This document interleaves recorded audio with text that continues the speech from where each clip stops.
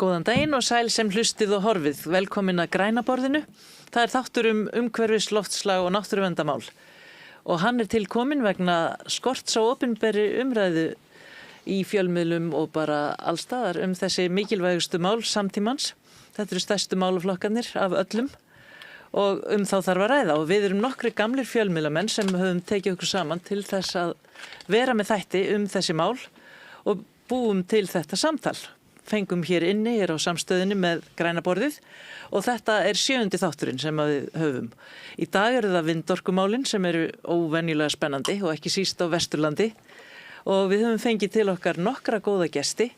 Þættinum í dag stjórna Björg Eva Erlendsdóttir og Kristín Helga Gunnarsdóttir og hún er þannig að hún þekkir mjög vel til í þessum landsluta og hefur tengslin á svæðið. Já, við erum búin að fá góða gesti hingað og bjóðum velkomna að græna borðinu Eyjólf Ingva Bjarnason, sveitarstjórnarfulltrúa í Dalabyggð sem hefur setið lengi í sveitarstjórn, meðal annars sem oddviti og hefur fylgst með stórtækum áformum vindorkufyrirtækja í Dalabyggð árabil og svo er það Andrés Skúlason, verkefnisstjóri Landverndar sem er með okkur líka en hann hefur líka fylgst með áformunum öllum lengi.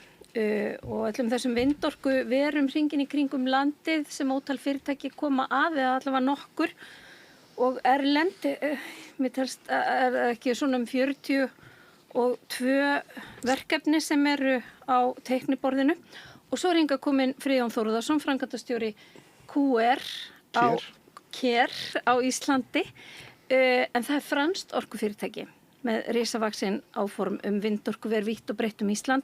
Þar á meðal 29 vindvirkja orkuver á sjálfri Laxárdalsheiði sem á að gefa ríflega 200 megawatt en það verkefni fékk einmitt fyrir skömmu fallengun skipulagsstofnunar vegna neikvæðra umhverfisáhrifa. Fyrirtæki franska hefur á teikniborðinu fjölmörg orkuver vítt og breitt Ísland bæði í vindi og vatni. Líklega þá í vonum að eitthvað gefi. Það hefur höfuðstöðvar í París en fulltrúar þess á Íslandi eru Tryggvi Þór Herbertsson og Friðjón Þórðarsson sem er hingað komin. Velkomin. Og fyrsta spurningin eftir þín Friðjón. Hvað eru vindorkuverkefnin mörg og hver er staðan núna á öllum þessum plönum ykkar? Þú veist það okkar vindorkuverkefni. Já.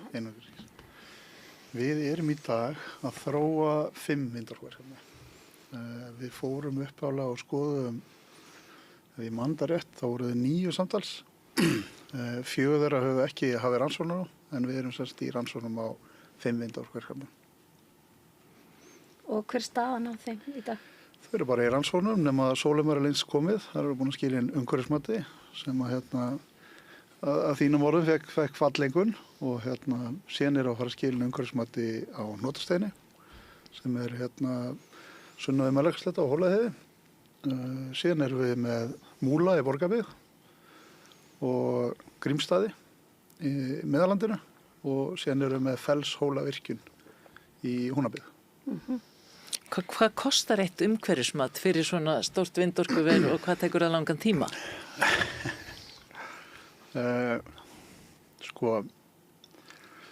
Hvað tekur langan tíma er kannski þetta helst allir hendur. En við erum ekki farin að sjá fyrir endan á umhverfismati þó svo við sem komum með álit skipulagsstofnunar sem við erum ósammála og ætlum að höfum sendið bréf þess efnis að endurskoða sitt álit. Þannig að enn þann dag í dag þá höfum við ekki séð fyrir endan umhverfismati þannig að ég veit ekki hreinlega hvað ég get sagt. Þú getur ekki svarað þessari spurningu. Nei, út af því að kostnaðarmælirinn er þá í gangi. En Eyjólfur, það er að renna á ykkur 2 grímur í Dalabyggð miðað við það sem kollegi þinn og oddviti í Dalabyggð Ingibjörg Þóranna segir en hún fagnar áliti skipulagsstofnunar og segir það ríma við áhyggjur sveitarfélagsins eða hvað? Það er sem sagt Dalabyggð hefur vannað þessum verkefnum og með breytingu aðalskipulagi frá árinu 2017 og því hefur kannski verið haldið fram að Dalabyggð hafi skipt skoðun. Það er kannski ekki endilega þannig því að það hefði heldur ekkert verið faglegt að sveitarstjórn Dalabyggðar á þeim tímapunkt að segja bara strax nei og veit ekki neitt hvað við verðum að gera. þá þurftu að afla upplýsinga og eftir því sem að við fengum meiri upplýsingar og þá erum við að vinna að þessu fórferli gegnum aðalskipulag og þá breytingu sem að endar með því aðalskipulagi breytt og umrætt svæði skilgreint sem varúðarsvæði en iðnaðarsvæði í aðalskipulagi. Það þýðir ekki að það sé búið að gefa út framkvæmdaleyfi eða virkjanaleyfi eða eitthvað slíkt. Og ég lýsi þessu kannski svolítið þannig að fólki fannst það spennandi upphafi, vildi skoða þetta, vildi vita meiri upplýsingar, en svo hefur kannski umræðan svona snúist í nærsamfélaginu og þetta hefur ekkert verið mikið til umræðu en svona fólk óttast áhrifin. En nú eru liðin 6 ár og þetta álit skipulagsstofnunar komið og þá sveitarstjórnin sammála því áliti og telur hún að það hafi þýðingu upp á framhaldið? Það hafa öll álit þýðingu en eins og yfirstandandi kjörtímabili þá höfum við bara kallað eftir miklu skýrari lagarama frá Alþingi. Það er þið ekki einum.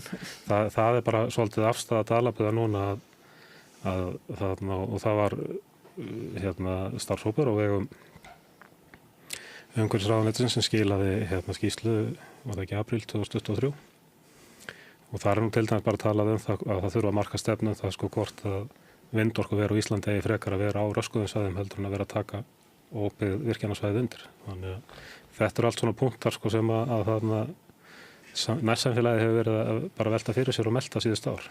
En Eyjólfur, að því þið byrðið skýrum línum frá löggjafanum og Alþingi, finnst þér þetta skýra línur sem að koma frá ráðherranum þegar hann grípur handahófskennt garpstall og hendir í nýtingu? Mér finnst það mjög óskýr skilaboð frá ráðherra þegar það er gert síðast úr. Og nú nýlega segir hann að það verði ekki sett takmörk á hæðamörk á þessi vindvirki. Það er spurningar sem ég hef heyrt og menn eru bara að velta fyrir sér og við höfum ekkert endilega fengið skýr svör er bara eins og flutningur aðfengum og við erum að sjá fréttir bara það að það er Landsvirkjun að byggja vindorkuver núna Vaðöldu og þar erum menn að burðarlofsprófa brýr til að vita hvort að flutningar og Þorlákshöfn virka. Já, einmitt. Við erum að kalla eftir bara skýrum svörum hvaða leið á að fara og þarna hentar Borgarfjarðarbrúin, hvernig á þetta komast í gegnum Borgarnes og það eru svona hlutir sem að okkur vantar bara frekar svör við. En þetta veist þú kannski eitthvað Andrés, að því þú fylgist með þessu á landinu öllu og ert búin að vera að skrifa umsagnir vindorkuver víða og svona áform stjórnvalda. Hvað er skýrt og hvað er óskýrt í dag? Já, það sem Eyjólfur kemur inn á kannski svona lýsandi dæmi umræðinu vindorku var aldrei tekin á enda áður var bara að byrja að setja fram áform. Það að bíða ekki eftir því og það voru nú stanslausar ábendingar frá okkur hjá Landvernd að ráðleggja sveitarfélögum sem að reyndar stjórnvöld voru líka að gera að bíða með að þangað til að er búið að setja lög og reglur iðnaðinn, ekki byrja mörgum árum fyrr. Heldur fyrst þá byrja þegar að umgjörun er klár og það er vandinn sem að kannski þið standi fyrir og það er líka vandinn sem að þið hjá orkugeiranum standi fyrir en þið náttúrulega tóku bara sénsinn, þið byrjið áður en að umgjörun er tilbúin og eru auðvitað búnir að eyða í þetta verulegum fjármunum með minni Tryggvi hafa félagin hafi sagt 400 milljónum eitthvað í rannsóknir eða eitthvað. Og hættan er auðvitað alltaf svo eins og fyrir manni eins og Eyjólf, sveitarstjórnarmanninn, að þú getur komið til hans og sagt gerur þér grein fyrir hvað ég er búin að eyða miklu peningi í þetta. Staðan fyrir að bíða eftir því að umgjörðin sé klár, að því að við erum nú ekki að brenna út á orkuskorti, en auðvitað stendur þetta upp á löggjafan og það er fullt inni núna óafgreiddum málum sem að talandi hæð vindorkunar. Ég held líka þegar það ég skrifa út núna vindorkumannvirki undir 10 megavattum síðast og ég veit reyndar ekki hvar það endar. En þetta er svona skilabóðin sem ég hef inn í þetta vegna þess að ég get alveg bara sagt ykkur eins og að þegar ég hafði ekki undan, ég er með svokallega náttúrukort inn á Landvernd. Það komu bara ný áform á hverjum degi og landi leit bara allt í einu út eins og bara skotskífa. Og ég er ekki að grínast með það en svo hefur hægt á þessu aftur en Það voru allir að taka sér stöðu á heiðarlöndum og annað. Það var verið að hamstra landsvæði. Og það var engin, ekki sveitarfélögin eða neinir að reyna að halda aftur af þessari ágengni sem ég segi bara. En eins og ég segi, það er svona að, þetta er eins og með skipulagið, maður framkvæmir yfirleitt á grunni skipulags, en þess vegna er ekki gott að byrja áður en að búið að setja reglurnar. Maður kannski aðeins skjóta. Þú mátt endilega skjóta inn í það. Þú talar um að það er verið að hamstra landsvæði. Sko, ég held að vindorkuaðilum séu gerður svolítið óleikur hjá Orkustofnun. Þegar það var óvissa hvort að vindorka ætti heim í ramma eða ekki á sín tíma. Og við manrétt þá var Skúli Thoroddsen lögfræðingur Orkustofnun á þeim tíma. Hann var algjörlega mótvallið því að vindorka ætti heima í rammaáætlun. Síðan rauninu skilaboð til aðila sem eru með vindorku hugmyndir á Íslandi að skila inn þeirra hugmyndum af verkefnum þegar 2 ár voru liðin að rammaferlinu, ég held að það verið kringu 2019 eða mann það rétt, ártölin. Og þetta var í raun og veru sett hann fram, setið inn umsóknina til vara ef stjórnvöld leggja þetta til að þetta er heima í ramma. Þannig að það eru á þeim tímabóti þá koma 34 verkefni fram á teikniborðið sem að ég get alveg skilið að fólk verður kumsa yfir að sjá allt inn á 34 verkefni en að þessi 34 verkefnum eru þetta sem hver bara hugmynd á blaði. Og ég horfið aldrei á rammaáætlun eins og svona forgangstól eins og þau eru auðvitað eftir starfsfólki að þýrlitt. Ég myndi aldrei kvarta yfir umsóknarfjöldanum sem myndi skila sér tilbaka. Það er náttúrulega bara þannig að það er bara ákveðin fjöldi af verkefnum sem fer í gegn, orkutengdu verkefnum og ef þú hefur mörg að velja þá getur þú valið bestu verkefnin. Þannig að ég fagna því raun og veru að það sé mörg áformin og þau bestu verið sem valin að endanum. Já, þá þýr heldur ekki að kvarta þegar það þarf að slá verkefni út af borðinu þegar menn taka svona séns og það er þannig að stjórnvöld voru allan tíman með mesta fókusin á því að setja þetta í ramman. Það voru bara örfáir aðilar sem að voru á þeirri skoðan að ætti að taka vindorkunum fyrir utan ramma og þess vegna er það mikil séns sem að orkufyrirtækin er að taka bara með því að vaða svona áfram í trausti þess. Ég meina vindorkuverið á Hrófnýjarstöðum, er það komið ennþá inn í ramma? Ég veit það ekki.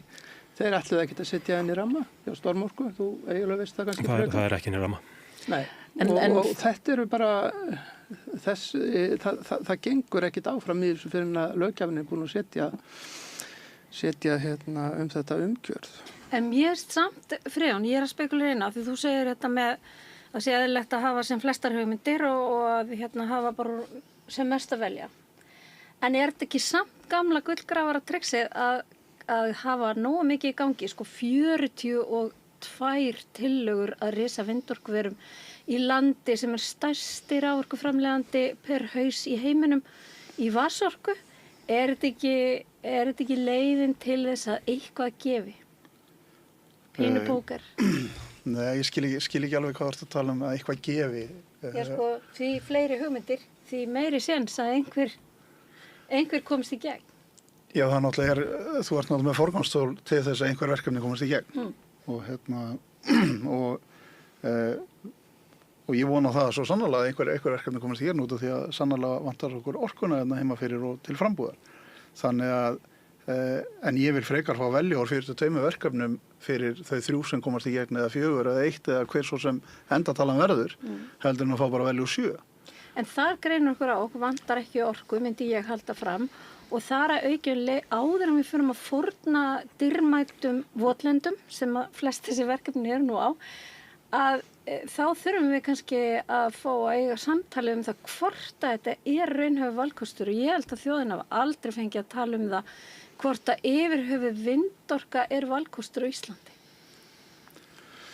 Nei, ég held að fyrstu vindmyllunar hafi verið reistar í Íslandi, 2013. Þá ertu að tala um allt aðrar vindmyllur. En ég er bara að tala það eru fyrstu vindmyllunar og þessi þróun hefur síðan verið að gerjast bæði heima en aðalega erlendis. Já, menn voru með rellur og fjárhúsunum sínum, það er ekki sambærilegt. Ég er ekki að tala um þær vindmyllur, heldur ég er að tala um þessar 4 vindmyllur sem eru starfræktar í landinu í dag. Það eru 2 á okkar vegum í Þykabænum og síðan eru 2 á vegum Landsvirkjunar.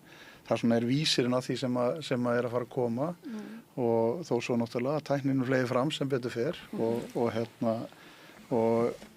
sko ég oft svona hugsa út í þetta út af því það er alltaf verið að tala um hversu stórar og miklar vindmyllunar eru og þær trufli sko ég get náttúrulega ekkert sett út af það að fólki finnist vindmyllur ljótar það er náttúrulega bara eitthvað sem einhverjum finnst og það er ekki hægt að hafa mikil áhrif á það. En sko stærð vindmylla og afl vindmylla kemur í veg fyrir að þú þarft að setja margar vindmyllur. Þannig að spurningin er viltu margar litlar vindmyllur eða viltu fáar stóra vindmyllur. Ég kýs frekar að hafa fáar stóra vindmyllur sjálfur út af því þá þarf ég að raska minna jarðvegi og það verður minni áhrif á náttúruna. Þannig að ég myndi alltaf kjósa það að hafa færri en stærri vindmyllur frekar en fleiri og smærri. En fyrir ekki eftir hvar þær væru. Ég hef nú séð margar litlar sætar vindmyllur út í Svíþjóð svona bara á einhverju túni sem engu spilla og væri ekki hægt að hafa litlar vindmyllur í kringum bara stóriðjuna og kannski smá rellur á einhverjum skipum. Er ekki mjög margt hægt að gera annað en svona stórkostleg inngrip. Ég held að ég má grípa inn í þetta bara, þá vorum við aðtökur á því að þessar vindmyllur sem að Fríðan er að tala um eru tilrauna verkefni. 77 metra háar vindmyllur eins og upp í Búrfelli sem framlega samtals 1,8 megawatt. Já, 1,8 megawatt. Það sem hefur náttúrulega bara gerst í stóru myndinni er það að þær eru bara margfaldaðar að stærð og framleiða miklu meira og það kemur heim á samvæðan sem þú ert að tala um en þú verður líka að taka það fram að þegar þú stækkar vindmyllur þá verður að hafa meira svæði á milli þeirra svo þessi ekki að éta vindin frá hvor annari. En heilt yfir sko þá er náttúrulega sjónmengunum líka meiri hvað sem er að marka, það er mjög erfitt að festa hendur á sko upplýsingaóreiðinu í kringum þennan vindorkuiðnað og sá iðnaður nú líklega hvað bestur að kynda undir upplýsingaóreiðinu sjálfur enda rannsakar sig að mestu leyti sjálfur en þetta með sko slitið á spöðunum og endingin eftir því sem að vindorka verður stærri ég ætla ekki að fara að halda hennu fram í þessu en maður hefur þó lesið alltaf því ritrýnda greinar það eftir sem að vindorka verður stærri þá verður slitið meira og endingatími styttri og svo framvegis.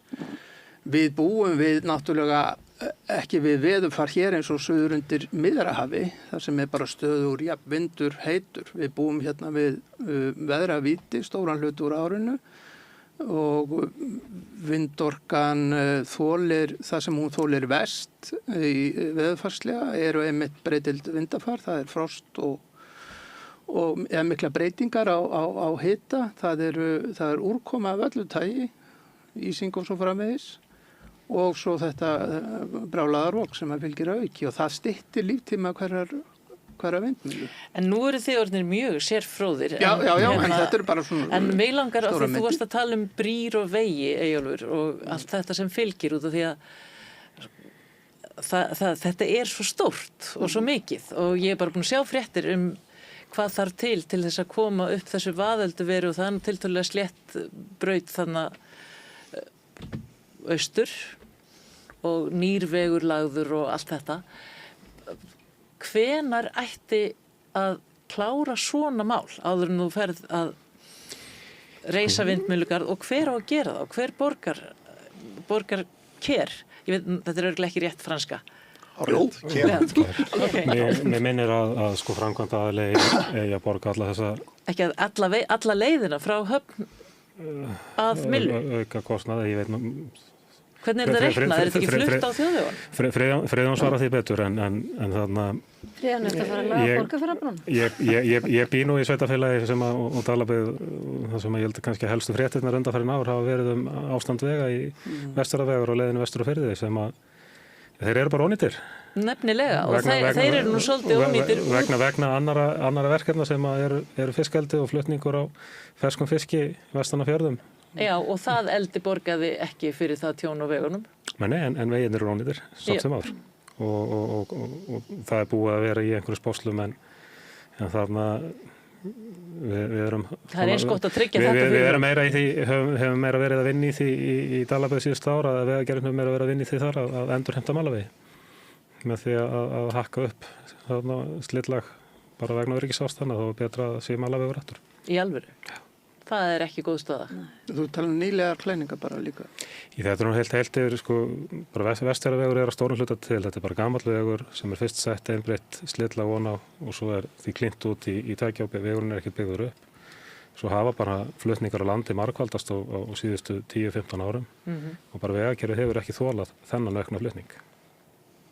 Þannig að það eitt og sér er bara svona ákveðin varúð hjá íbúum á svæðinu hvað flutningar á leiðinni hvernig hvað áhrif hafa þeir á vegakerfið og þarna verður það í lagi eftir. Hvernig sér þú þetta fyrir þér að þetta verði leyst? Með vegasamkominnar. Ef ég má aðeins, þá lókum við aðeins til að koma inn á það sem að... Já, svara Andrési bara fyrst. Andrés kom inn á hann með að stærri vindmýla kosti endingatíma og það séu slít á spöðum og svo framvegis. Fyrsta sem ég vil segja er að endingatími vindmýla er mun meiri en haldið er fram í umræðu og ég hef reykist á til að mynda inn á mótvindi sem ég fylgist bara tiltölulega reglulega með þó ég megi ekki gerast meðlimur endingatími vindmýla í dag, það er oft verið að tala um að þetta sé þessi 25 ár, fólk er að tala um að það sé jafnvel þá 20 ár á Íslandi út af veðuraðstæðum, en í dag þá erum við að horfa á það að endingatími vindmýla er 35 ár. Og það er einmitt tækni og stærð sem að gera það, þetta er harðgerðari mannverki og tæknin er fleið fram, þannig að það er hægt að búa miklu betur þessi tæki sem þið eru. Ef þú horfir á endingatíma séu þá 25 ára eða 35 ára eða hver svo sem talan er, notum bara 25 ára til málamynda. Að það þýðir ekki það að þú ert bara með eitthvað reiðhrúu upp á heiði sem er ónýtt. Það sem að gerist að 25 ára liðnum er það að þá þarf helsti tækjabúnaður í vindmyllunni, þá þarf að skipta hann út, vélinni og hverli og fleira. Þannig að í raun og veru þá er spurningin að þessum 25 ára liðnum, ætla þú að fjárfesta í stórvinnu tækjakosti til þess að keyra vindmyllugarinn aftur í gang. Vindmyllan er alveg í fínu lagi. Hún þarf bara að skipta mjöðn.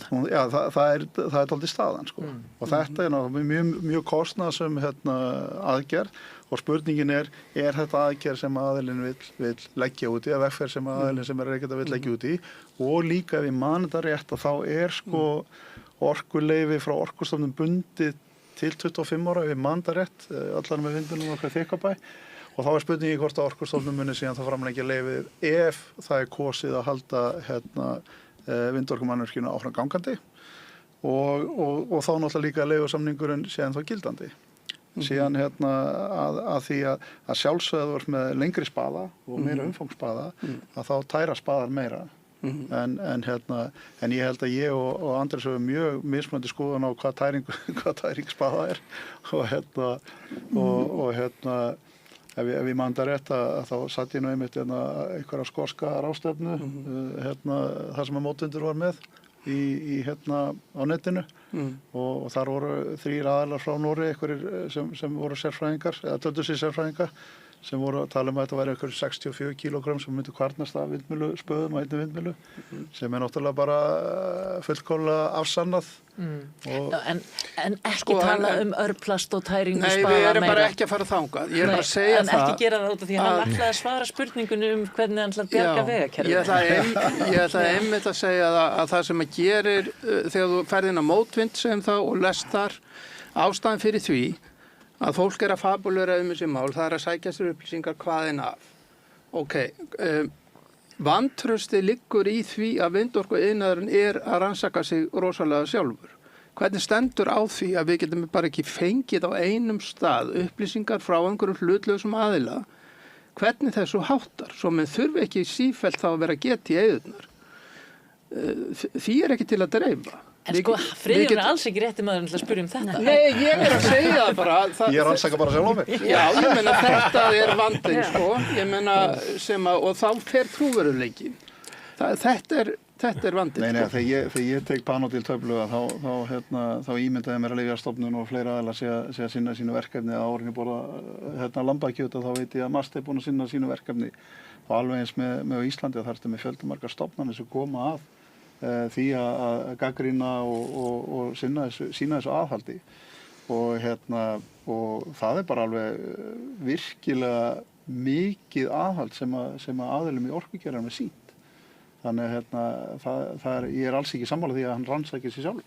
En Friðjón, þú ert ekki búin að svara hvað... Nei, og svo er Eyjólfur búin að biðja orðið. Þetta er alveg Eyjólfur og ég skal síðan svara hvernig ég ætla að berga íslenska vegakerfinu. Já, ég þakka til þess það sem ég langaði bara að nefna þetta er sko að eitt af því sem að hefur alveg verið til umræðu Dalabyggðar og ég sé stundum í umræðu bara vindorkuver almennt er að hvað gerist að loknu líftíma vindorkuvers, hver ber ábyrgð á því þá?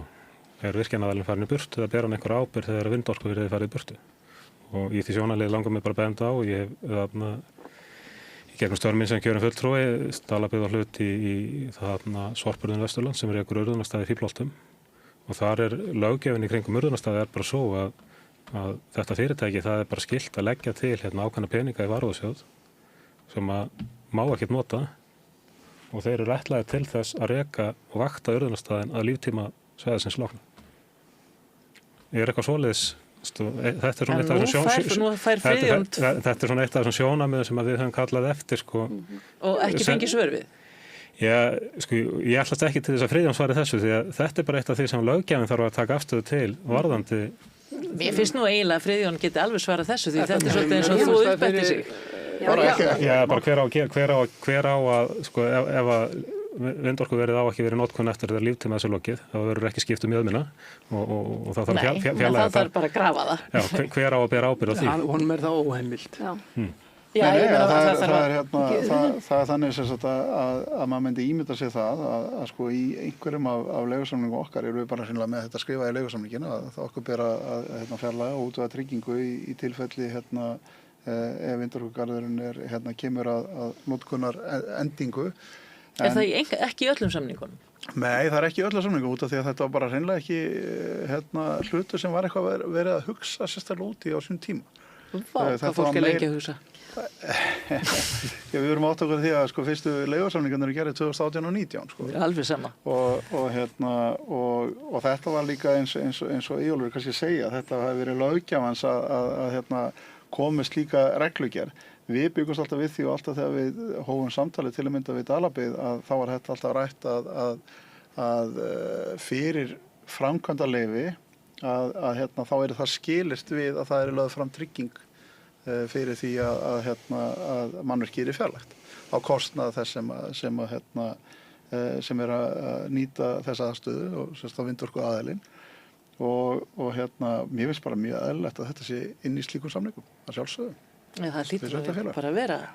En þá var það vegakerfið. Já, hvernig ætlar að bjarga því? Já, hún ætlar að bjarga því fyrst. Sko, allavega eins og okkar sko, vegaframkvæmdir og ástand vega er eitthvað sem kemur gríðarlega mikið upp í okkar samtölum við samfélögin þar sem við erum með verkefni og fólk er að eyða þó svo við kvartum yfir umferðinni í Reykjavík að þá er alveg með ólíkindum hvað fólki út á landi er að eyða miklu tíma í bíl og vegum sem eru í tilfelli til með Dalabyggðar eins og ég vil ekki vinna og ekki góð ásigkomulagi og ef það er þannig að þú þarft að gera eitthvað sérstættu vegi sem er að fara að bera okkar búnað að þá eru við aðalið sem er að fara að greiða þann kostnað. Í tilfelli Dalabyggðar þá hefur verið rætt hvora leiðina við ætlum að Sólheim, hvort við ætlum í raun og Holtavörðuheiðina eða hvort við ætlum Bröttubrekkuna. Ef við fyrir Bröttubrekkuna þá þarf að leggja í ansi drjúgar vega samgöngubætur ef við getum sagt það og það er þá á kostnað vindorkuaðilans sem að myndi og við höfum rætt þetta eftir opin íbúafund í Dalabyggð, þá var þetta eitthvað sem við rættum við vegagerðina og í raun og veru þetta þá bara eitthvað samstarf sem er þá milli Vegagerðarinnar og þá KER. En ég man nú til að mynda í tilfelli Hvammsvirkjunar, þá verið að fara að sökkva 2 vegum undir Lónstæði þar og ef ég man þetta rétt að þá var í síðustu fjárlögum 3 milljarða auka fjárveiting til Vegagerðarinnar til þess að ráðast í þær vegabætur sem að þarf út af því að það eru 2 vegir sem að fara undir Lónstæði Landsvirkjunar. En það er Vegagerðin sem að gera það. Þjóðin á Hvammsvirkjun, það er munurinn. Já, þetta er samt sem áður ekki gott. Nei. Mér finnst náttúrulega ef aðilar óháð því hvort að það sé opinber aðili eða einkafyrirtæki að ef það þarf að sinna vegabótum og þá að falla kostnað framkvæmda aðilans þá að það gerst í öllum tilfellum óháð því hver eigandinn er. Vegabótum til að flytja þennan búnað sem er náttúrulega bara alveg einstakur í veröldinni að vera að fara svona kerfi. Hann er langt yfir það sem þungatakmarkanir leyfa, það þarf að fá undanþágu. Já, en það er líka alveg einstakt að sökkva vegum undir lón, Já, en þú ert að segja með öðrum orðum að ef að þetta á að vera einhver gulrót fyrir sveitarfélögin til þess að fá vegabætur, að þá sé best að virkja bara. Það er alls ekki það sem ég var að segja. Nei. Já, ég meina, alltaf því gefi skinn. Þú ert að segja að það séu fordæmi fyrir því að... Já, ég skil alveg hvað er að fara. Já, og þetta er náttúrulega bara... Landsvirkjun og heldur ekki að gera þetta. Nei, Landsvirkjun ætti að borga þennan sóknarveg, klárlega. Já, en mér langar aðeins að fara aftur í þetta álit Skipulagsstofnunar og aftur að Laxárdalsheiði, því hún er einstök eins og heiðalandi íslenska og víðernin okkar öll. Og þetta er einstakt votlendi svæði, víðáttu fagurt og sjá Laxá í Dölum og upptök sín þarna, Tjarnir og Silungavötn og Hafarnarstofnin berskjaldaður, eins og eru orðað í þessu áliti Skipulagsstofnunar. Freyja, nú ertu dalamaður aftur í ættin eins og ég. Og er þetta forsvaranlegt? Er þetta framtíðarsýnin?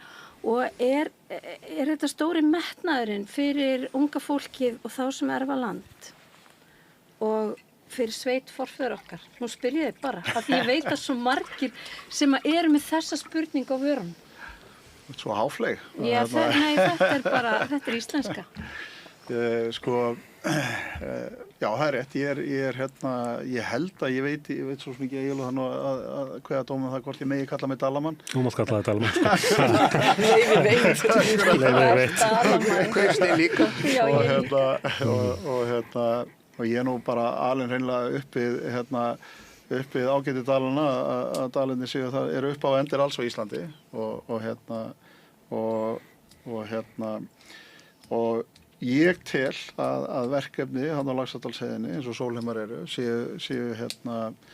séu það mikil samfélagsleg búbót fyrir Dalabyggð að þetta eigi fullkomlega rétt á sér að skoðast og ég held að þær rannsóknir sem við höfum farið í og þær niðurstöður sem við höfum fengið eftir þetta alls saman. Það er mótvægisaðgerðir sem við ætlum að fara í þarna sé á þann veg að þetta sé fullkomlega réttlætanleg framkvæmd. Fórnarinn að virði. En Eyjólfur, þá má kannski ætla í kjölfarið á þessu úrskurði að það væri eðlilegt framhald að sveitarstjórnin dragi sín skipulagsáform tilbaka núna sem fólu í sér að Laxárdalsheiðin yrði iðnaðarsvæði og áhrifasvæði iðnaðar og þá er þetta hraunjastæði líka. Ég aðalskipulagsbreyting, þetta er skilgreind sem varúðarsvæði í dag eftir úrskurð innviðaráðherra 2022, ef maður rétt. Og það sem er í raun og líka bara þarna, og ég segi þetta er það sem við vorum bara að vinna að, við vorum að reyna að fá þessi svör. Andurs er að gagnrýna okkur fyrir að fara á stað áður en að þarna rammin eða umgerðin var skýr en mér fannst þetta bara leiða til ákveðina niðurstöðu og ég er náttúrulega búin að vera í sveitarstjórn Dalabyggðar síðan 2018 og var þar áður fyrsti varamaður í sveitarstjórn þannig að ég er búin að vera í kringum þessa umræðu frá upphafi hennar og það var bara mjög meðvituð ákvörðun hjá þeirri sveitarstjórn sem tók við núna að eftir að þetta er skilgreint sem varúðarsvæði og þá vorum við bara ekkert að setja of mikið púður akkurat í þetta mál. Kraftarnir hjá Dalabyggð síðust á þessu kjörtímabili, þeir hafa verið að byggja upp í samfélaginu og við vorum í fjárfestingu upp á nærri 2,5 milljón á hvern einasta íbúa með byggingu íþróttamannvirkja sem voru við núna síðustu mánaðamót og það er ekkert öll samfélag sem að hefði gert það á þessum tíma sem við erum búin að gera. Og fókusinn hefur bara verið þar og þarna ég hef ekki von á því að við gerum neitt núna á þessum tæpu 2 mánuðum sem er eftir af kjörtímabilinu. Þannig að boltinn er þá bara hjá næstu sveitarstjórn sko. Ég má til með að koma inn á því að Friðjón kom inn á því upphæfi að þau vildu fá endurskoðun á umhverfismatinu. Ég hjó nefnilega eftir í umhverfismatinu, ég hef aldrei séð nokkurt orkufyrirtæki eða annar fyrirtæki ganga svo langt að senda lögfræðistofu á Skipulagsstofnun til þess að fara fram á það að útvista einni af okkar undirstofnunum ríkisins, Náttúrufræðistofnun, og gera því skóna að sérfræðingar séu ekki að vinna að heilindum að þeim verkefni sem þeir eru.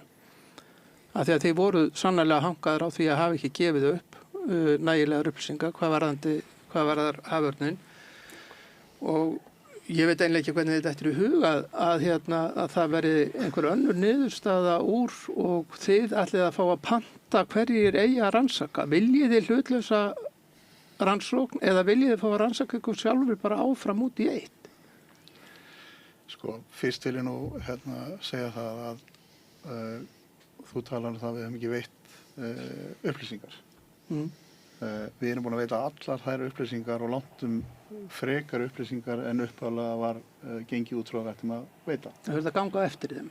Nei, það er ekki að ganga eftir þeim. Jú, það kemur fram í niðurstöðu Skipulagsstofnunar. Sko, við erum við kostum rannsóknir eða senda á Erni. 4 senda á ári sem er sem að Náttúrufræðistofnun hefur síðan. Og við hefum beðið að þetta sé gert, að þessi fuglar séu merktir í návígi við Sólheima og ég veit ekki nákvæmlega, þú ert að vísa, ég veit ekki í hvort nákvæmlega vísa Álitið Skipulagsstofnunar. Já, ég veit í álitinu, en hvaða upplýsingar þú ert að nákvæmlega vísi í.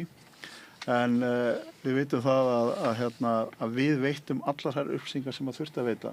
Við hins vegar þurfum að gefa leyfi fyrir því við þurfum að fá leyfi fyrir því ákveðnar upplýsingar séu veittar. Við fengum ekki leyfi fyrir því að það yrðu ákveðnar upplýsingar veittar. Og það var eina sem hélt aftur á okkur á einhverjum tímapunkti að veita til þeirra upplýsingar. Og þetta getur séð á okkar mótmælum við Náttúrufræðistofnun. Og við erum mjög ósáttir með hvernig staðið er að málum eins og það er bara með öllu eru hunsaðar mótvæðisaðgerðirnar sem við kappkosta við að leggja fram í þessu verkefni. Sem eru hverjir? Sem eru að við ætlum að vera með svokallaðan áflugsforrunarkerfi og við ætlum að mála eitt spaðan svartan. Þetta kemur allt fram í okkar umhverfismati. Og við erum ekki sammála því að slíkar aðgerðir að það fá ekki fulla skoðun innan stofnana á Íslandi. Meðal annars Náttúrufræðistofnunar og Skipulagsstofnun finnst okkur fara full harkalega gegn mótvæðisaðgerðunum okkar.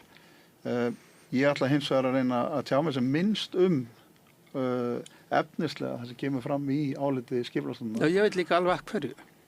Það var bara einn þáttur sem að mátti ekki upplýsa og það voru staðsetningar á Arnarhreiðrum. Að sjálfsögðu? Já, að sjálfsögðu. Allt annað mátti birta en það skorti verulega upp á það. Og Náttúrufræðistofnun gerir athugasemdir við það og þeir sendi lögfræðistofuna á Skipulagsstofnun. Já, við skulum ekki gera þetta alveg, þú vilt ekki ræða þetta, en þetta bara kemur fram í álitinu en að þú ætlar að biðja nýtt umhverfismat. Ég er að biðja að endurskoða umhverfismatið.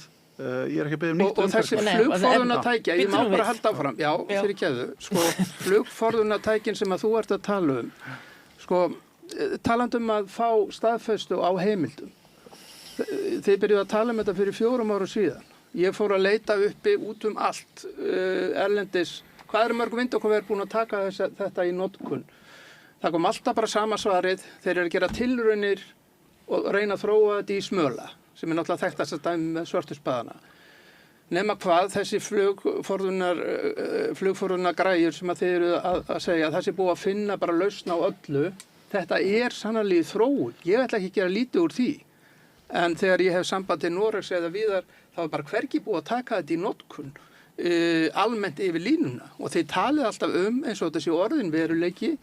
Það er eitt að vera með eitthvað í þróun og það er þakkavert að maður sé að reyna að bæta ráð sitt. En að halda því fram að þetta sé komið til að vera og þeir séu bara með lausnirnar svona, það er bara út úr kortinu. Ég á mjög erfitt með að meta hvað þú telur að sé orðið þróað eða ekki, en sem sagt áflugsforrunarkerfin hafa verið í þróun og byrjuði í notkun aldamótin, 2000, jafnvel fyrir aldamótin og þannig að þegar að einhver tækni er búin að vera í þróun og í notkun í meira en aldarfjórðung, að þá telja það nú vera komin alveg ágætis reynsla á það sem að sýnir sig vel í ritrýndum vísindagreinum mitt áflugsforrunar forrunarkerfin. Við gátum valið og fjöldan öllum af ritrýndum greinum til þess að styðjast við og við völdum eina ritrýndagrein til þess að vísa í umhverfismatinu, sérstaklega út af því að þar var verið að ræða landslag sem að svona gat líkst best því sem gerist á Laxárdalsheiðinni og síðan hvernig tegundu örnar verið að ræða. Þannig að við völdum bara okkar þá bestu sem okkur fannst falla best að sólhumum og stöndum að föllum með að þessi tækni er bara fullkomlega til staðar. Að kalla þetta tækni sem er á okkur tilraunastigi er bara ekki rétt. Það var að skýra út fyrir mér af hverju vindorkuver í Noregi er ekki almennt búin að taka þetta. Ég legg til að þið taki það samt bara úti á eftir vegna þess að við ætluðum líka og verðum að fá það fram hvers vegna er farið í þetta hverjir eru kostirnir og ef við hugsaum þá bara samfélagið þarna. Hverjir eru fórnirnar? Tökum þær fyrst og svo kostina og bara í augum ykkar beggja. Er það vísum svo nú byrjum við bara á Eyjólfi. Hvaða kosti sáuð þið og hvaða kosti sjáuð þið núna við ef þið myndu fá hvað fær samfélagið á móti? Samfélagið og það er það sem að þetta byrjar alltaf með, það eru og bara öll lítil samfélög eins og Dalabyggð að þarna er aukinn tekjustofn til dæmis eins og bara með grunni fasteignagjalda og orkumannvirki. Það er líka ákveðna tekjur sem að vera til á uppbyggingartíma. Síðan hef ég náttúrulega líka kynnt mér hvernig málin hafa verið eins og í Skeið- og Gnúpverjahreppi og eftir þá kynningu þá var hann kannski runnið á með aðeins 2 grímur bara vegna þess að Dalabyggð er mjög háð framlögum frá Jöfnunarsjóði sveitarfélaga að þau getur dottið út og það fjármögnun sveitarfélaga sem gæti verið bara snúin meðal annars á framkvæmdatíma. En heilt yfir þá held ég að sveitarfélagið og íbúarnir fólk vildi vita meira og þegar það er farið á staði að breyta aðalskipulagi þá þurftum við að hafa einhver svör til þess að segja. Já, þannig að þetta var ekki þannig að þið sæjuð einhver svona ótvíræðan ávinning af þessu strax og þið voru ekki að hugsa fjölgun starfa. Ef ég tala fyrir sjálf mig þá er bara fyrst og fremst upplýsingaöflun til þess að geta síðan þá tekið ákvörðun í framhaldinu af eða á. Það að hafa breytt aðalskipulagi þýðir ekki að sveitarfélagi haldi þessu áfram og ég myndi raun og bara meta stöðuna þannig núna að ef þetta heldur áfram að þá er þetta það stórt mál að það er bara að fara í íbúakosningu meðal íbúa sveitarfélagsins. Það er á grunni þess að varúðarsvæðis sem þið settu fyrir framann. Annars er þið búin að binda hendur ykkur að verulegu leyti. Já, varúðarsvæðis snýr að því hvort að þetta fer í gegnum rammaáætlun. Já. Má ég aðeins koma inn á þetta með íbúana og lýðræðishallan vegna þess að ég þekki vel til í Borgarbyggð og þessi draugagangur, öll þessi vindorkuver eru búin að hanga yfir byggðunum, Borgarbyggð, Dalabyggð og áfram hringinn í kringu landið gríðarlega lengi, árum og árum saman og meðan heldur fólk að sér höndum af því það er þarna fólk, það eru íbúar, það eru heimamenn sem að eru að gera annað og höfðu önnur áform heldur en eitthvað franskt fyrirtæki og norskt fyrirtæki og hvað þið heita en geta ekkert gert að þetta vofir yfir og þú ert kannski ekki að fara í stórframkvæmdir á bílinu þínu, byggjandi við, fari í skógrækt á landinu þínu, halda áfram með ræktun á landi svo ætlar að rækta, byggja ferðaþjónustu svo ætlar að fara í einhver plön yfir einhverjar heiðar.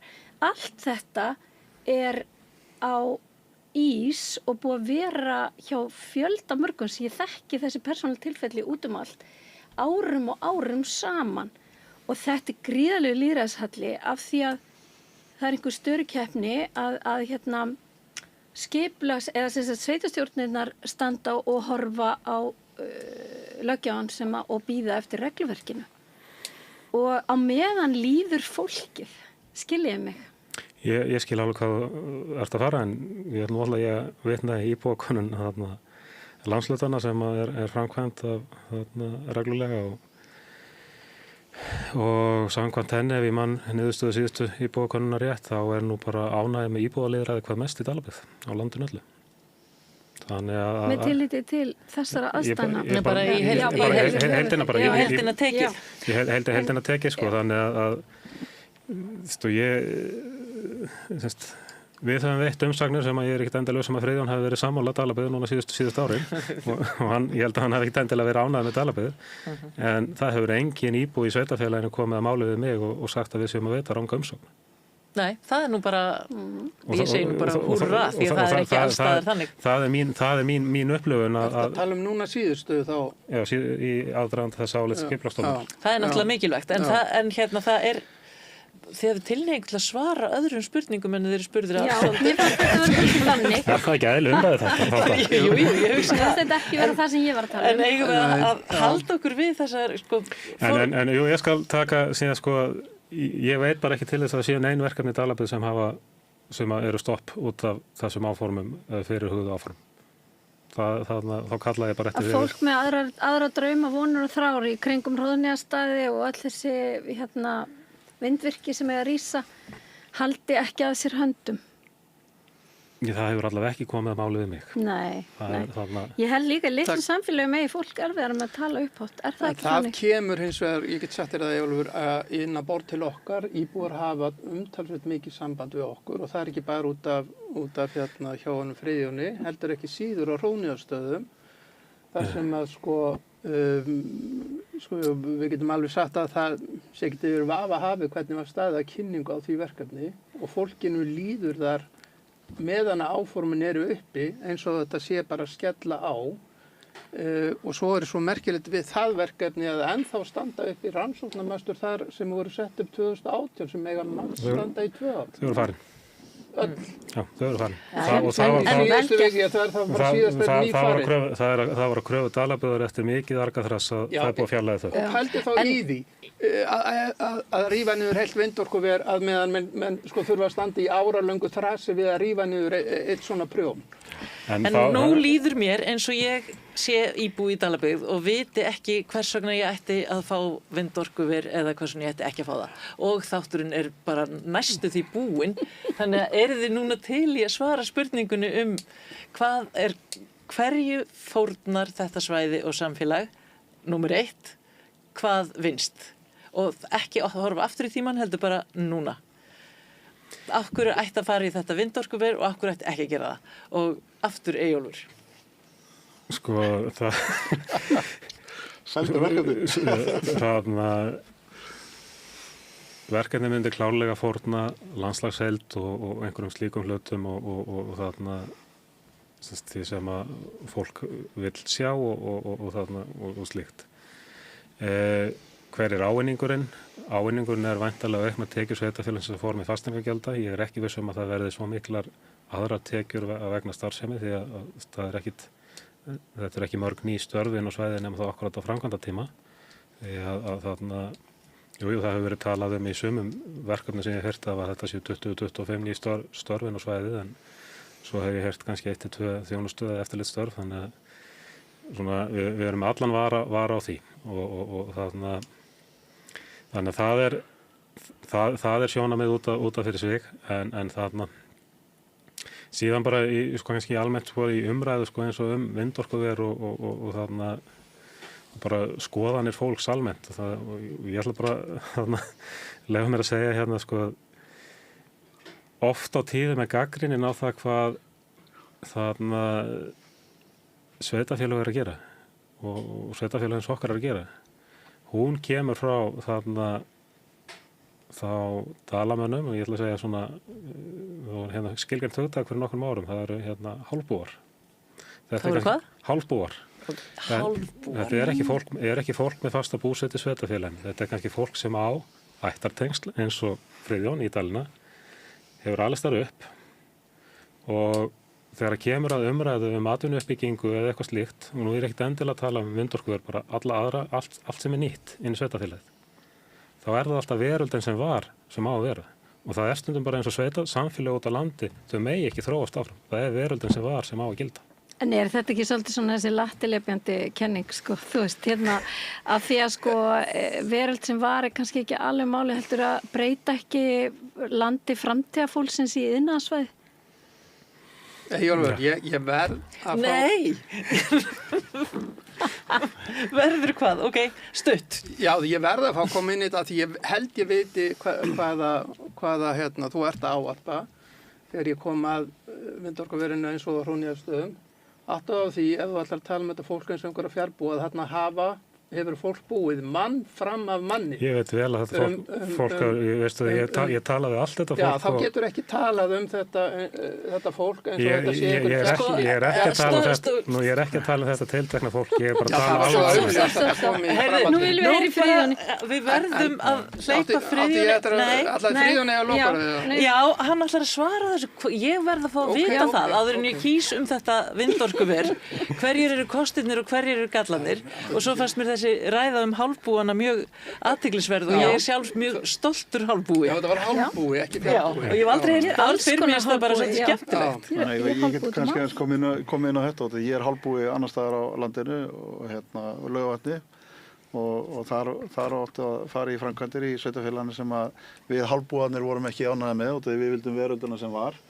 En ég á líka tengda fólk í nágrenni Laugarvatn sem að tók mig á teppi og skammaði mig mikið fyrir þetta og sýndi mér sannarlega það að við hálfbúarnir eigum ekki verið að skipta okkar að uppbyggingu samfélagsins. Og þar held ég hef lært svona mínu leksíu að fólki sem að býr á svæðinu og er þarna mest og er að nýta sig þessa þjónustu og njóta samfélagsins, það á bara að ráða að mínu mati langsamlega mest hvað gerist í því samfélagi. Þegar kemur að því af hverju samfélög ættu að samþykja svona orkuframkvæmdir og orkuvinnslu, þá get ég allan fyrir mitt leyti sagt sko að það er raun og það sem umhverfismat snýst um. Umhverfismat er umhverfis- og samfélagsmat, mat á áhrifum umhverfis og samfélags. Og í raun og veru þá er samfélagskablinn sá kabli að hann þarf að trompa þau inngrip sem það hefur í náttúru og umhverfi. Og ef ávinningurinn samfélagslega er ekki nægilega mikill til þess að vinna upp þær fórnir sem er verið að færa inngrip í náttúru og umhverfi, að þá bara ekki ráðast í það verkefni. Síðan verður bara hver og einn að fella síðan dómum það hvort að samfélagsáhrifin séu nægilega mikil jákvæð samfélagsáhrif til þess að réttlæta verkefni. Ávinningurinn er klárlega eins og Eyjólfur kemur inn á. Náttúrulega þetta eru skattekjur, þetta er atvinnusköpun, möguleg verðmætasköpun, bein og óbein. Þetta eru þessi sýnilegustu þættir. En síðan er náttúrulega líka bara aukin raforkuöryggi sem og afhendingargeta á svæðinu sem getur leitt til ýmislegra uppbyggingar á svæðinu. Og þetta eru kannski þessi stóru póstar sem ég myndi segja séu til góðs fyrir samfélagið. Ég held að landsneill vinna fyrir sig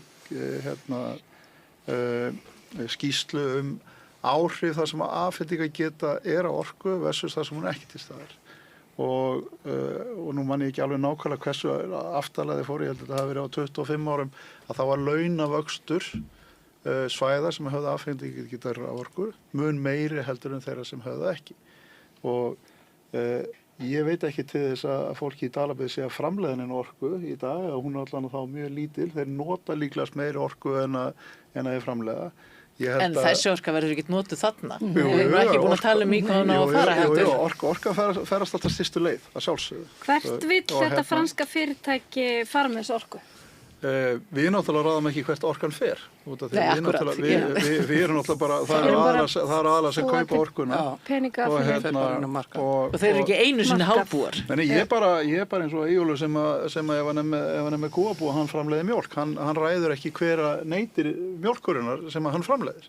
Og það er bara alveg eins með mína orku. Ég geri orkusölusamning við aðila eða marga aðila.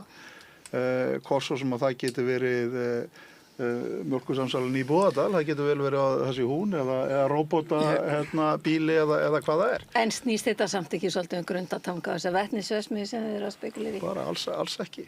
Alls ekki? Alls ekki.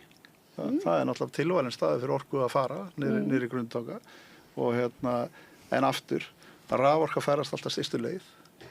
Það eru þeir sem eru næst framleiðslunni sem njóta hennar þegar hún er framleidd. Þetta verður nú mikið fyrir þessi fáu kúabú. En Andrés þetta er algjörlega öfugt við það sem að þeir segja í Noregi, sko, búa þar í Norður-Noregi, þeir segja sko að raforku verður hvergi hækka eins mikið eins og þar sem að vindorku verið stendur og þegar voru talar um raforku öryggi þá ertu með virkjunarkosti í höndunum sem að hefur ekkert með raforku öryggi að gera. Hann er ósjálfbær og þú verður ekki ennþá nefnt í sögunar hvar þú ætlar að fá mótvægisorku til þess að keyra þetta uppi og það er stórt mál. Þið voru bara að tala um svarta spaða. Það er stórt mál og í annar stað er það stórt mál að forverið þinn í starfi, Tryggvi Herbertsson, hann sagði það í Kastljósi að auðlindagjöldin sem að þið voru tilbúinir að greiða, sem hann kallaði auðlindagjöld, væru einvörðungu til landeiganda. Það skulum við átta okkur á því og hann sagði að því hann spurði sérstaklega því hvað með að borga að ríki fá í sinn hlut. Nei, ef á að leggja meiri álögur heldur en þetta, að sem við borgum landeigandunum, þá er þetta fallið sjálft sig. Staðreyndin er svo núna að þá að setja fasteignaskatt á okkur, ríkið ætlar að setja sérstök auðlindagjöld og svo þurfum við að greiða landeigendum. Og þá spyr maður sig, er þetta þá ekki fallið fullkomlega sjálft sig, þessi vindorka víst, hún gat ekki gengið á því. Sko þetta er ágæti síðasta spurning, þú færð ekki orðið aftur og þið megi báðir svara þessu. Þetta voru spurningar, ekki spurning. Þið megi velja úr. Og friðum jöfnunarorkan, ekki gleyma. Fasteignagjöldi sem hann ætlar að fá frá þessu. Andrés? Já, ok. Andrés. Byrja þú. Ég ætla að reyna að muna spurningarnar. Já, þú svara þeim sem þú manst bara. Því að tíminn er langt kominn og bara stutt. Mér finnst þetta með jöfnunorkuna að vindorku verið sikið sjálfbær. Ég er nú að reka 2 vindmyllur í dag. Það eru fullkomlega sjálfbærar. Við erum bara með samning sem að samningsform sig kallar pay as produced. Þannig að það er bara alltaf rafmagn keypt sem er framleitt. Það er bara mjög hentugt fyrirkomulag. Þú ert með 200 megawatt þarna. Þú getur gert pay as produced samning líka með 200 megawatt. Þannig að það skiptir ekki máli hversu mikið þú framleiðir. Ef þú ert með notanda sem vill fá pay as produced samning, þá hagar hann sinni vinnslu eftir því hvernig framleiðslan er. Og þú hins vegar ert að fá minni verðmæti fyrir slíka orku, lægra verð. Og þeim mun meira baseload sem að þú framleiðir, eða grunnorku sem þú framleiðir, þeim mun hærra verðfæriðu. Og þar eru til ýmsar lausnir eins og vatnsafl til þess að við upp á móti. BESS er önnur leið. Hvað? BESS sem er Battery Energy Storage System sem er raun og veru bara rafgeymar. Já. Okay. Og það eru allskist leiðir til þess að jafna vindorku en ég ætla kannski aðeins að benda á það að ég er með, við rekum þessar 2 vindmyllur sem eru, eins og þú komst inn á hann, litlar. Já, nú erum við að tala um Laxárdalsheiði og mótvægisamli það. Já, og nú erum við líka bara alveg að feit út. En það er ástæða fyrir að þú ert með tilraunavindmyllur og þær sýna síðan hvað hinna vindmyllurna getur gert. Þær eru 67 metra háar og þær framleiða vetri til 98,3% af tímanum rafmagn. Þannig að það að ég heyrði einhvern tíðan á fundi mótundar að þetta væri eins og eiga bíl sem fer 4 sinnum í gang á hverjum 10 skipti svo ræsir hann fer í gang 98,3 sinnum á hverjum 100 skipti svo ræsir hann. Já, þú hefur ekki svarað spurningunni samt. Ég er búin að svara með mótvægisorkuna, jú. Nei, okay. Ég meina ekki. Ætlar að svara einn spurningi viðbót og svo fær Eyjólfur orðið. Ekkert mál. Og Andrés færði ekki. Það eru fundar ofbeldi hérna. Getur þetta ekki. Þú ekki taka á því, ég ætla að reyna að muna spurninguna. Hvaða spurningu vilt að ég svara í lokin? Hvað ætlar að taka mikið fasteignaskatt á hann? Mikið, það er þarna ríkið sem ákveður það er ríkið, það er bara fasteignamat og svo er bara er það fast ákveðið í samkvæmt lögum hvað fasteignagjöldin eru. Við getum ekkert breytt í, við ráðum því ekki. Nei, og nú máttu bara svara hverri þeirri spurningu sem þið finnst vera eftir í þessum þætti. Ég held að umræðan eigi bara eftir að halda áfram en þarna, sko því fyrr sem að þarna, og minnst hérna á störukeppni áðan, því fyrr sem að við sem þjóð og löggjafinn niður Austurvelli tekur ákvörðun þetta, því skýrar að verður umhverfið.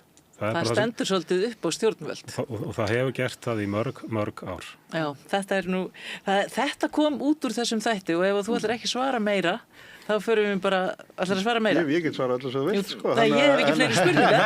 Það var eftir þetta með aukagjöldin, sko. Já. Aukagjöldin fyrir Já, svaraðu aukagjöldunum og svo sláum við botninn. Hver spurning með aukagjöldin? Og þetta kom fram bara núna í ræði á Kristrúnu Frúnsdóttir að vindorkan ætti eftir að ákveða auðlindagjald á vindorku og svo fasteignaskattinn pluss það þurfið að greiða landeigenda og það var þetta sem Tryggvi sagði að myndi aldrei ganga. Já, ég man ekki eftir þessum orðum hérna, hjá forverðar mínum eins og það segir, en ég get hins vegar sagt það að við borgum bara hérna, okkar fasteignagjöld og okkar vindmyllum í til að mynda Þykkvabænum. Þetta er rúm svona, í kringum 1.000.000 krónur per megawatt sem við erum með. Þannig að ef þú ert með 200 megawatt af vindorkuverkefni þá ertu að fara að borga 200 milljónir megawatti með við núverandi regluverk. Það sem ég hef séð inn í nýja regluverki þá er þetta að hækka einhverja 20% þar sem að hvert megawatt greiðir. Þannig að Dalabyggð hefur verið mjög skýr hérna á þessu kjörtímabili, hérna Bjarki og hérna, ég hef nú svo mikið talað mikið Eyjólf hérna beint, en Dalabyggð hefur bara verið með skýra sín og þeir ætla ekkert að hafa sneitt í einu máli fyrir en að þessi skattamál eru leyst og vonandi leysast þessi mál núna í þinginu. Brálega. Þetta er mjög spennandi. Öllu blasta út í orkuverðið svo á endanum. Ég ætla aðeins að fá að eiga hérna loka orðin krakkar af því að sko ég hef gengið mikið á Bretlandseyjum og ég hef séð vindorkuverð þar út allt en ekki samt út allt og Skotar eru að vandræðast með þetta og þeir eru að verja hálöndin og við eigum að sko gjalda varu við þessu og læra mistökum annara. Ég gekk í gegnum Devon og Dorset og er að ganga suðurströnd Englands. Þar sést ekki vindorkuver af því fólk er meðvitað það, sér í lagi svona löndum eins og Breitlandi þar sem eru búin að missa svo mikla náttúru að við manneskjan nærist á náttúru og tækninni fleygir fram og það veri ótrúlega sorglegt að vera búin að fórna kannski svona perlum eins og Laxárdalsheiði, Melrakkasléttu, Hvammsmúlanum í Borgarfirði, Grjóthálsinum og fleiri dásamlegum stöðum fyrir eitthvað gærdagsins drasl vegna þess að tæknin ríkur áfram. Ég vissi að þetta yrði mjög flott loka orð af því að Kristín Helga er rithöfundur en mér fannst mest gaman að læra hálfbúana og takk kærlega fyrir að koma í þáttinn. Takk fyrir.